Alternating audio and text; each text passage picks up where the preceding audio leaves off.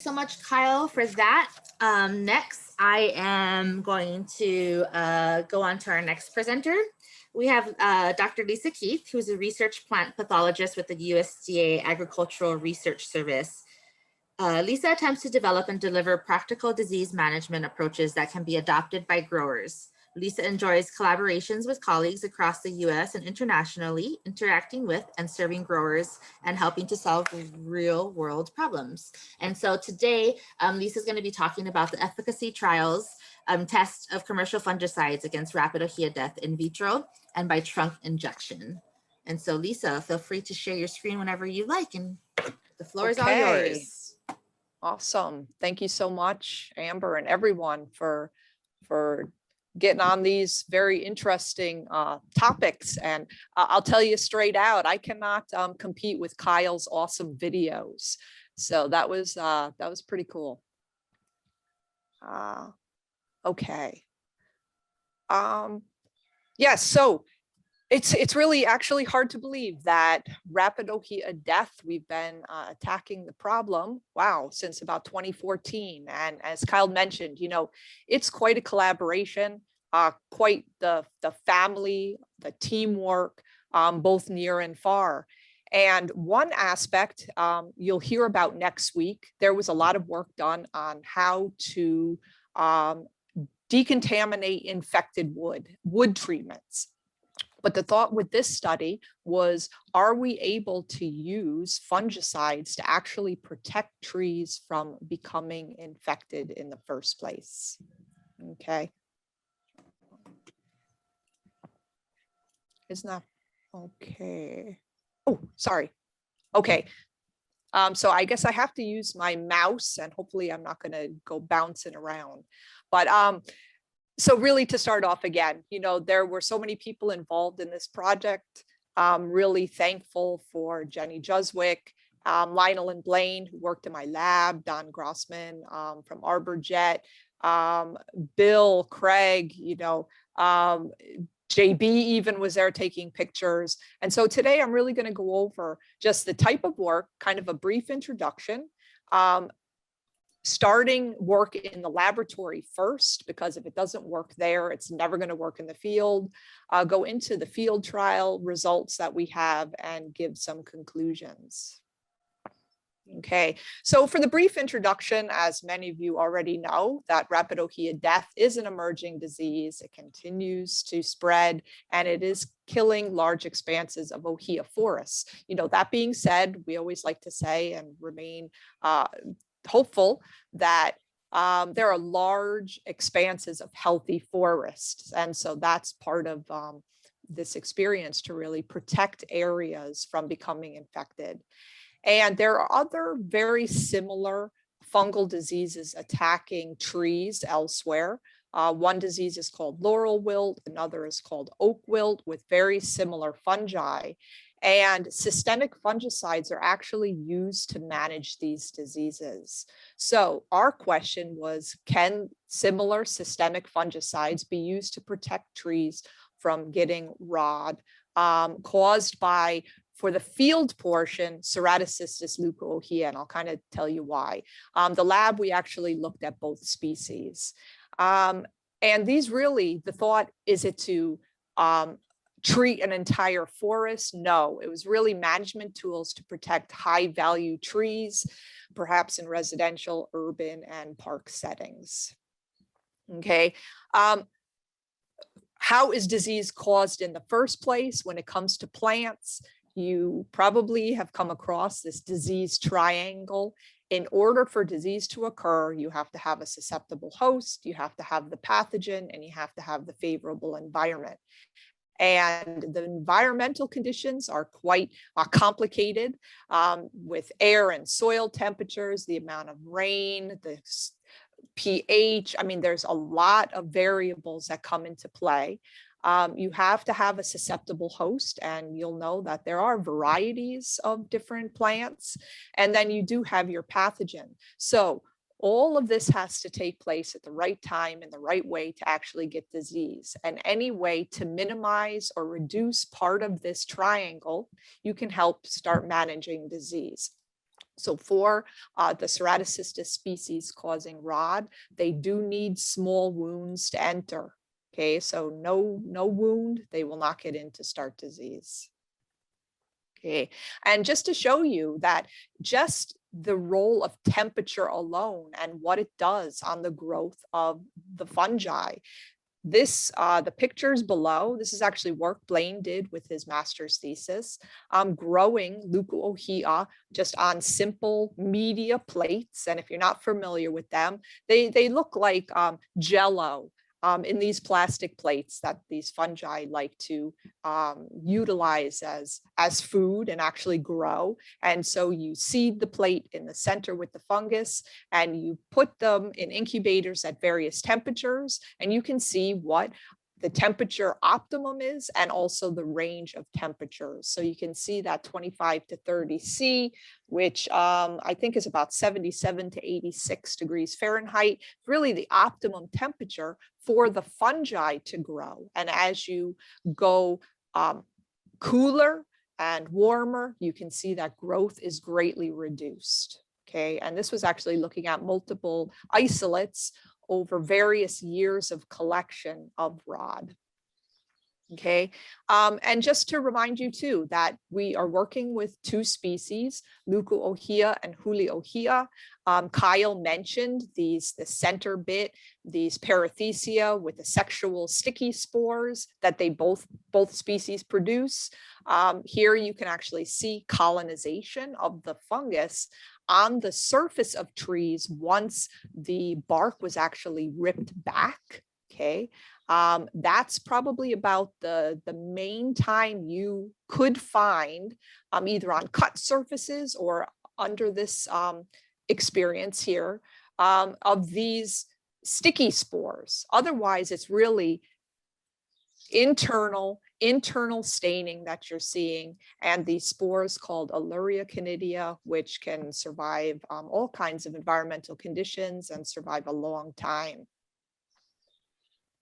Okay, and Mark put together a real nice picture just to really give you the understanding of the difference between Huliohea, which is ohea canker, versus Leucoohea, which is actually a true vascular wilt, meaning that the spores can travel in the vascular system. So when it comes to Huliohea, it will get in through a small wound. It's slow growing. It causes internal cankers. It kind of creeps along in equal directions, north, south, east, west. Is less staining associated with these symptoms, and there really is no widespread mortality. However, it gets in, it colonizes enough to eventually, and especially if there's more than one entry point and multiple cankers in the tree, you can kill branches, major limbs, and ultimately the entire tree. Leucoohea is much more aggressive, resulting in a rapid crown wilt. It takes that initial wound to get in, but then there's the extensive staining. It's very mobile in the vascular system, and even one small inoculation point can cause rapid death of the entire tree. And this is where we're seeing the widespread mortality associated with Leucoohea. So for the laboratory fungicide test, we take those same agar media plates and a cork borer to cut out a small portion of the center, add the Ceratocystis to the center, and monitor the growth. And we will actually amend media for various fungicides in various concentrations, have enough reps to make it statistically sound, and after 7 days, see how growth is affected by the fungicides that the fungi are growing on. Okay, these are just to give you some examples. So again, in the lab on these plates, we're actually looking at the upper is Leucoohea, the lower example is Huliohea. In this case, after 7 days and no fungicide in the media, this is how extensive the growth was for these two species. Now, at 1 ppm of a certain fungicide, it actually had very minimal growth. And when it reached 8 ppm, parts per million for this. It's a higher concentration of the fungicide in the media. It seemed to actually not grow. But what's important is what would happen if you took the fungus? Is it really dead, or is it just kind of hanging out and not growing into the media that has the fungicide? So we would actually take that same piece of inoculum, put it into a plate that is lacking in fungicides, give it another 7 days to see, does it in fact grow? And then this would actually be dead. So no regrowth in this case after 7 days. Okay, this is the list of fungicides we used. And really, I know it's a lot of information, but just to show you that there are a number of fungicides that we tested with various active ingredients, various modes of action, or what do they actually attack and go after in the fungus. Sometimes it's respiration, sometimes it's ruining the membranes, all leading to potential reduction in growth and death.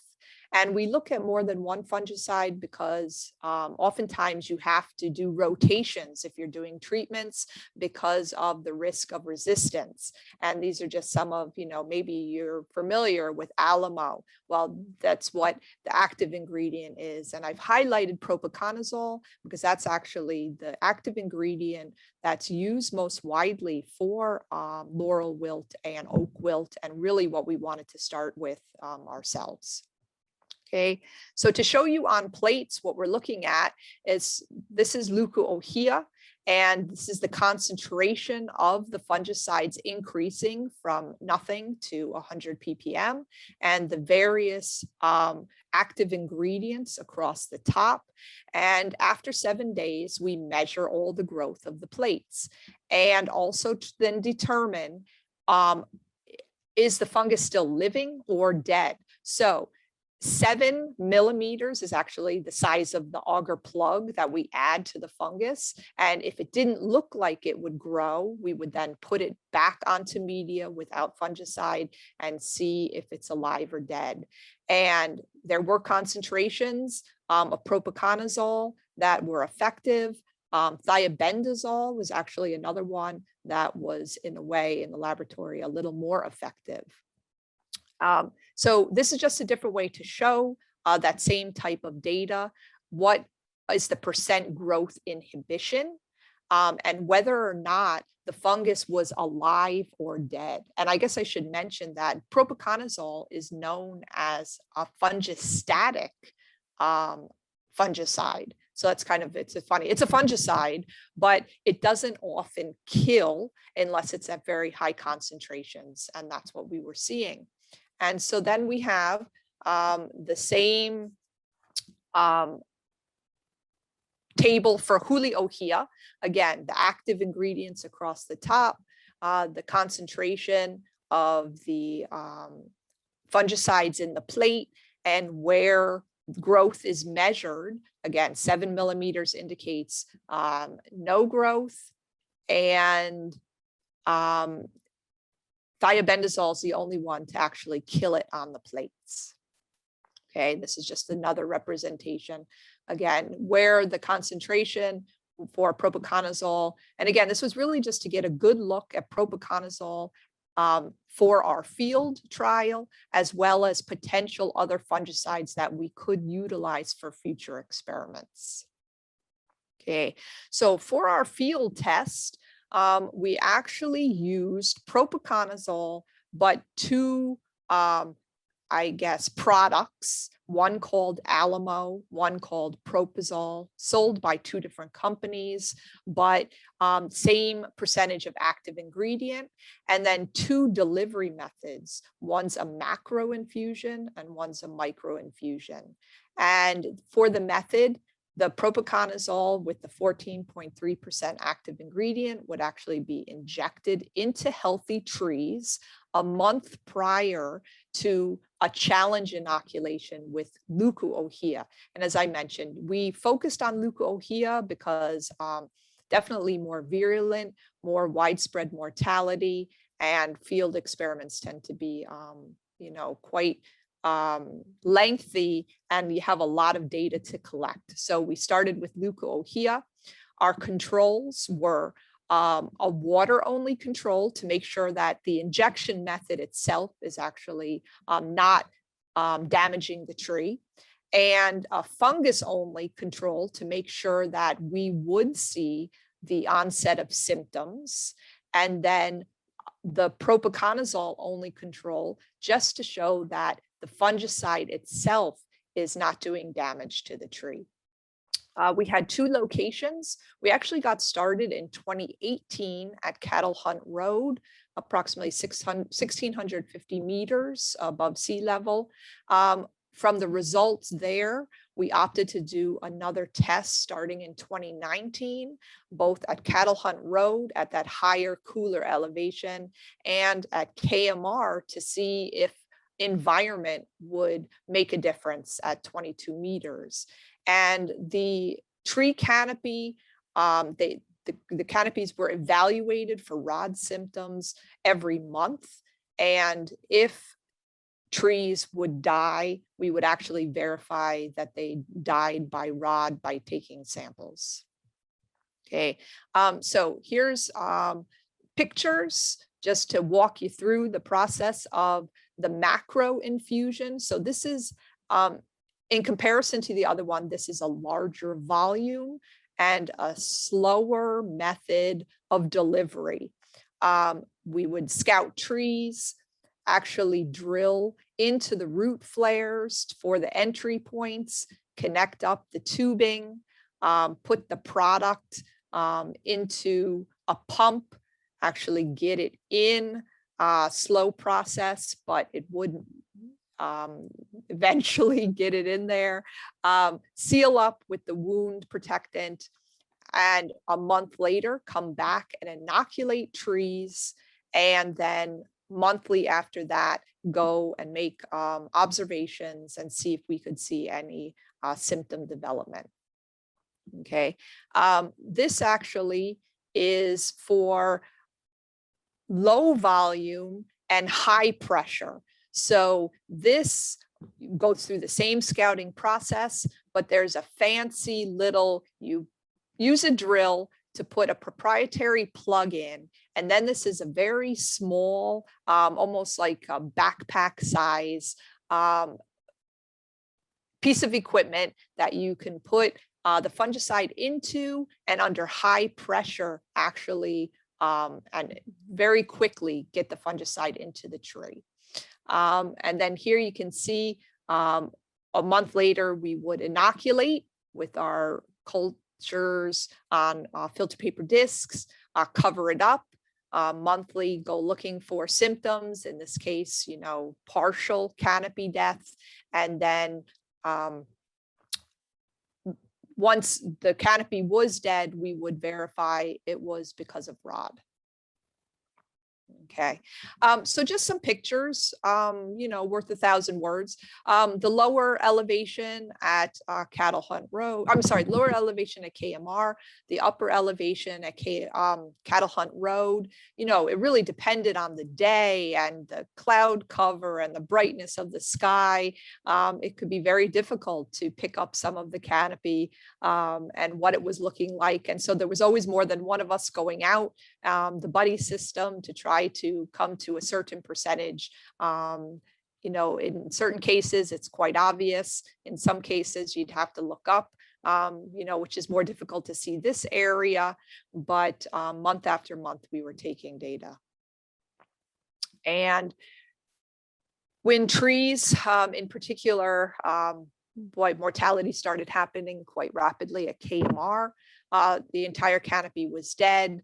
We would go looking for the internal staining sometimes. And again, this is Ceratocystis leukohea at low elevation, sometimes what these symptoms look like and the discoloration, and then at high elevation. And, you know, this almost reminds us of the leopard spot type of pattern, again, where the spores are moving in the vascular system and probably then shooting out and colonizing wood and causing this spotty symptom.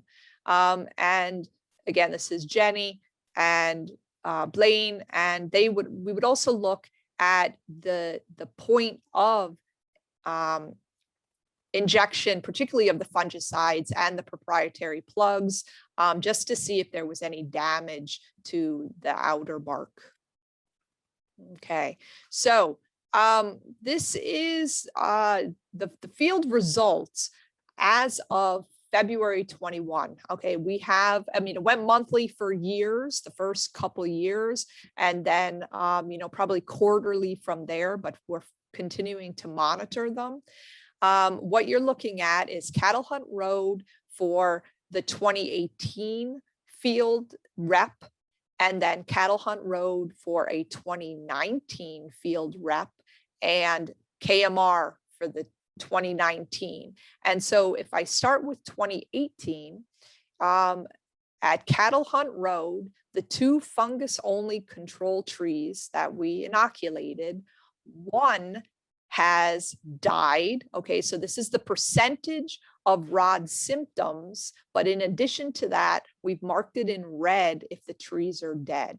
So the fungus-only controls, 1 of 2 trees died. The water-only control, so the injection method had no effect. All of them are healthy looking. The fungus with either propizol or Alamo. So now this was the same active ingredient, but the 2 delivery methods. The Alamo was the lower pressure, slower delivery, higher volume. And then the propizol was the lower volume and higher pressure. And so at the Cattle Hunt Road, this Alamo, using those root flare injections, we started to notice even within, say, half a year, rod symptoms. We started to observe rod symptoms. That's the best way to say it.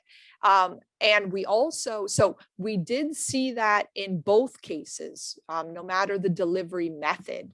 But what we ended up noticing is that death would occur. So Alamo was not protecting the trees from becoming infected, and ultimately resulted in all of the inoculated trees, even though we were trying to protect them with the fungicide, it had no effect. So when we started the second rep, the second year, we opted not to continue that delivery method and stuck with the propizol, the ArborJet system, and looked at the repeat and also then at the lower elevation to see if there was an environmental effect. And so up at Cattle Hunt Road, and this is now over 2 years, only 1 of the fungus-only control trees has died. The water-only control, again, there's no rod symptoms, all trees are healthy. You figure you're 2 years now, half the trees have been protected, but actually 2 trees have died with the fungicide pre-treatment. And I'll kind of get to some of this why a little bit later. And then with KMR, really in no time flat, the lower elevation, the warmer temperatures, the fungus only control trees, all 3, 100% died quite rapidly. And in fact, 1 of our water only control trees died. And we suspect that, well, KMR has a high inoculum load, and it was either infected shortly after, or perhaps infected without showing symptoms when we actually chose it as a control. And within the 2 years, all of the fungicide pre-treated inoculated trees also died. Okay, this then shows the data a little, it presents it a little differently, but the same, hopefully that's not too confusing, but the same results of what we're showing in the table just maybe for a little more clarity, ease of reading. The percent with rod symptoms, again, with our 3 reps at Cattle Hunt Road in 2018, Cattle Hunt Road in 2019, and KMR in 2019. And just to remind you, in all cases, the fungicide was applied in May, and then in June, trees were inoculated. And so the water control trees at the high elevation, again, show no symptomology for rod. So the injection does nothing to the trees. And the fungus, what's very interesting is KMR, all of the control trees died, but at Cattle Hunt Road, even now we're talking almost 3 years, only half of the control trees died. Okay, propofol plus fungus, you have definite symptoms when it comes to the fungicide treated trees. And it was only in 2018 at Cattle Hunt Road that Alamo was used, which is again that large volume, lower pressure, and that over time was not effective, which was why we didn't continue using that at our future reps. Okay, so for summary, in the laboratory, propiconazole inhibited the growth, but again, for the most part, it was fungistatic, meaning it didn't actually kill it, it just arrested growth when the fungicide active ingredient was present. And looking at the 2 species of Leucoohea and Huliohea, they differed depending on what fungicide was being used. And I guess in a way, in the field, Leucoohea is more aggressive. And maybe that's why Huliohea, no, actually opposite, sorry. Leucoohea is more aggressive, but it was more sensitive to some of the concentrations of fungicides used compared to Huliohea. But in the field, again, only looking at Huliohea, the fungus only controls quickly died at KMR, but 3 of 5 are still alive at Cattle Hunt Road. And that's 1 from 2018 and 2 from 2019. All the water only controls look good, except for that 1 outlier tree at KMR that became infected anyway under high inoculum pressure in the surrounding trees. The fungicide only controls show no phytotoxic effects, which was good. And propiconazole and the fungus kind of as the progression from June 2018 to 2019, 2021. So at Cattle Hunt Road, percent of rod symptoms, 3 of 12, starting in 2018 and going now to see 9 of 12 symptoms of rod. At the second rep at Cattle Hunt Road, starting 1 of 6, and in the 2 years now seeing rod symptoms in 3 of 6 trees. And KMR quickly essentially offered no protection, and you know, it was probably a year later, close to 2 years later, and all the trees were dead with the propiconazole pre-treatment. So just to give a quick summary, really propiconazole, based on these results, don't appear to be effective at lower elevation, but may offer some protection at higher elevation. But I think the key is treatments have to occur more than once. The state of the injection wounds and growth regulator effects, because actually the active ingredient propiconazole is a growth regulator, and how that affects wood and tree health needs to be determined.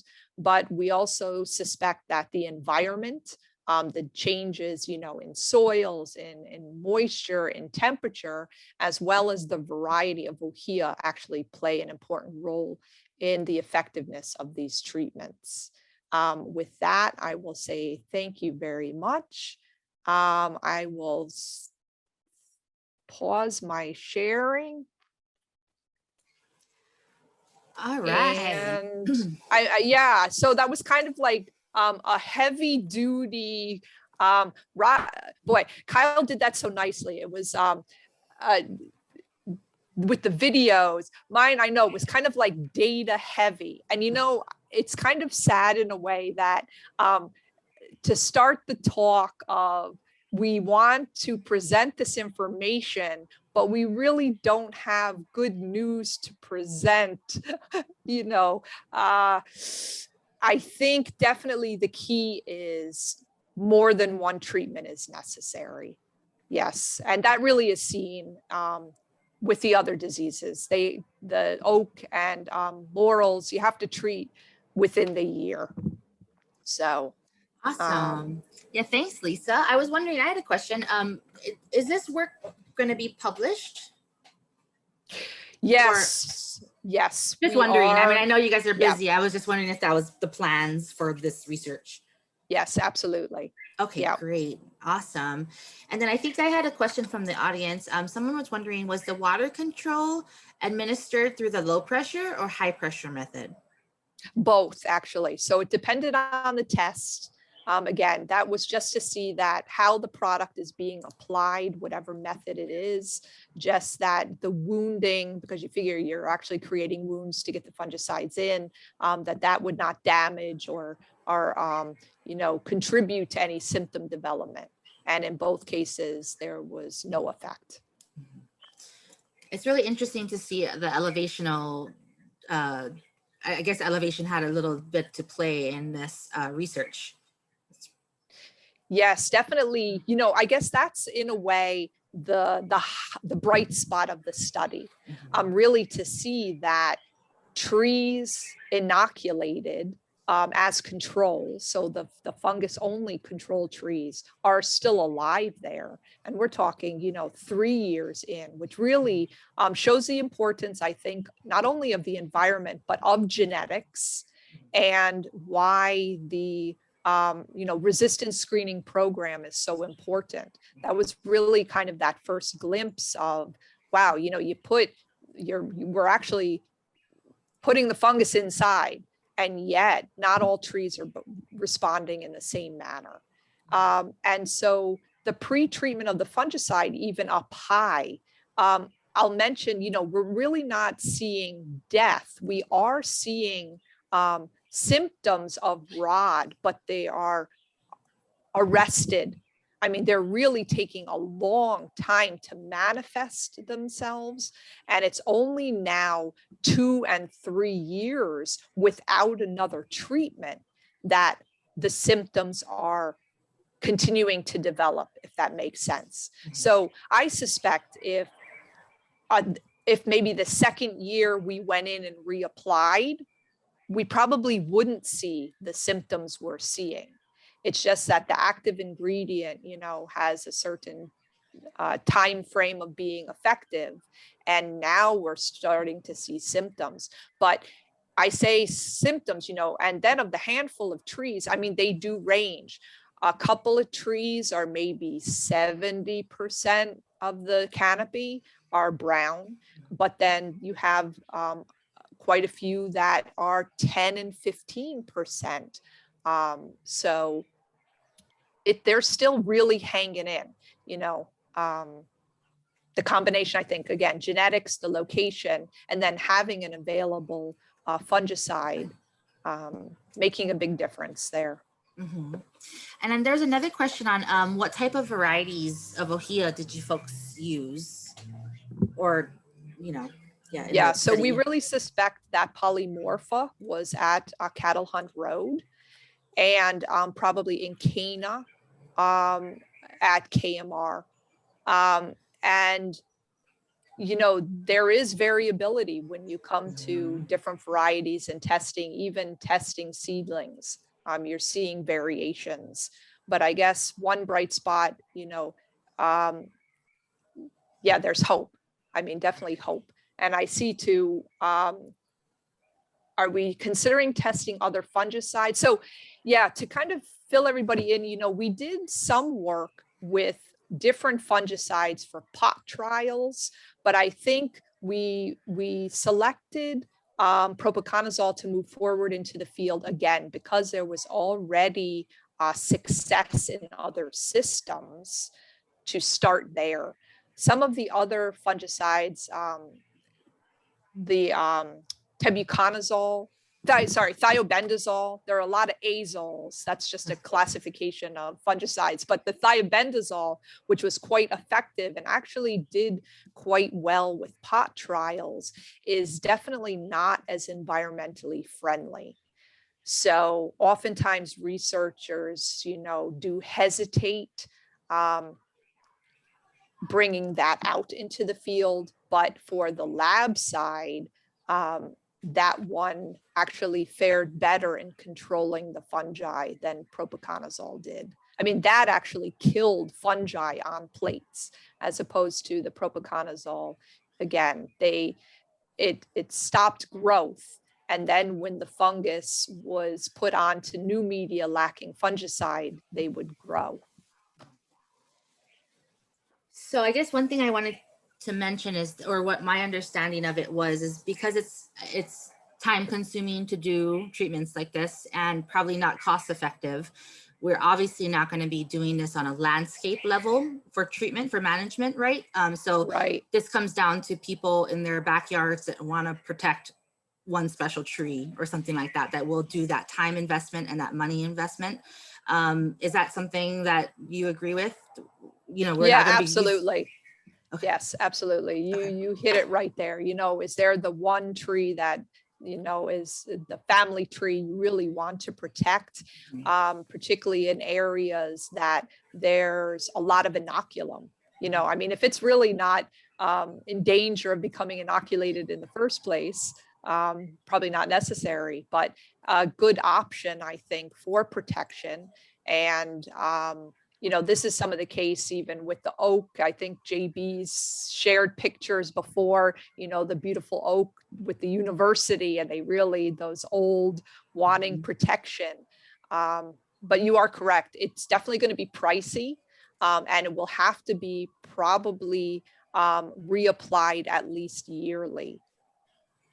So actually, Lisa, those photos that I show are elms for Dutch elm. Oh, right. Also, and so those are, and I talked to the arborist managing that, and he said if he were in private practice, he'd probably charge about $600 for treatment, and it's done every other year. And so the trees are basically on life support. If they don't get that treatment, they'll die, but they keep them protected with that. And, he's got, on an entire college campus, he has, the big trees by the library, and it's worth $300 a year to keep that tree alive. Right. And there are trees that are of that value, but it's not a landscape scale. But, for the outreach message, people do ask all the time, and people just think, because again, in some pathosystems, which is a cool new word I learned from Lisa, all this, there are sometimes that the solution is fungicide. So if you have a nursery of plants and you have a foliar disease, you can spray a fungicide on them and kill the fungus and you're good. This is a vascular disease, is much harder. Can you use, people always ask, can you use a fungicide? Well, the results are really quite mixed. Yes, we did try that. Yes, we did think of it. Yes, we did try that. And then the other question we get all the time is, what about this? What about this? What about this? What about lavender? What about citrus oil? What about all these things? And so, well, we started out with a fungicide that we know kills the fungus when it's in a petri dish or stops it growing, but we're trying to see, can we extrapolate that to the tree? And yes, we've tried experiments with that, and the results are kind of mixed on it. As it's not, bam, we solved the problem. I mean, I remember having legislators ask, why don't we just fly a helicopter over the forest to spray a fungicide and solve the problem? And you have to explain that's not how this system works. Mm-hmm. Yeah, that's a really good point. And the other thing is, again, we haven't solved Dutch elm disease, and that's been a huge problem since the 1920s. We can keep trees alive with a lot of work. We've genetically engineered trees, and we've bred some trees to be somewhat resistant, but it's been, kind of a century of work to get that. And we're here, again, we're working on year 7 on understanding Rapadohia death. Mm-hmm. These are not easy diseases to solve. It's not done, solved, on to the next problem sort of thing with this. Yeah, JB really mentioned a very important point. We do a lot of work, and same thing, people want to give us products, the cure-alls and we've looked at a lot of things. And there are some other, friendly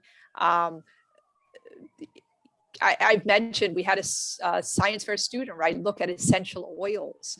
When it's the fungus and the essential oil, something, I mean, good can happen to actually inhibit the fungus, but the application of getting it to where the fungus is infecting trees is a whole different scenario. You know, it's very difficult. It's deep within the wood. Now, how are you going to apply things to get it to where it needs to be? So ongoing work, you know, maybe one day a new delivery method might be, you know, discovered, or which can open up possibilities. But I thank everybody for your time and appreciate the opportunity to share. And you have my email too. It's good to see everybody. Yes, thank you, Lisa. So